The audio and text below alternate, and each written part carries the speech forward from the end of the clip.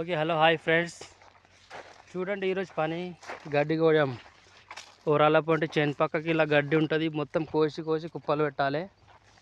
ఇదే గడ్డి మా ఊర్లో ఉన్న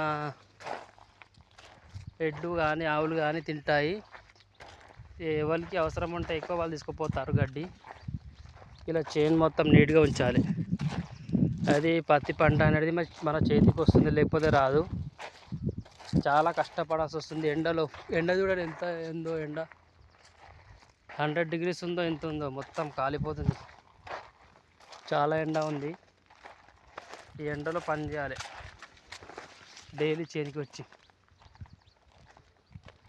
ఇక్కడ చూడండి, పెద్ద పెద్ద వాళ్ళందరూ కష్టపడి పని చేస్తారు. గడ్డి కోయడం కానీ ఏదైనా,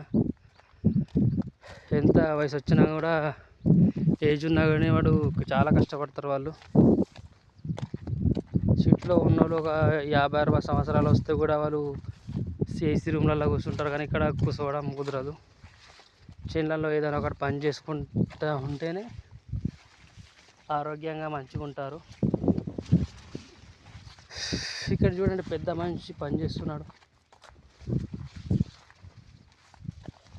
అయిపోయిందా కోసుడు గడ్డి?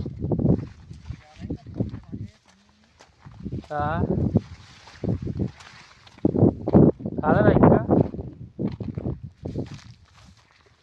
నిన్న నుంచి ఇంకా కాలేదా? పాయింట్ వేసిన ఇంకేమో నైట్ పాయింటా?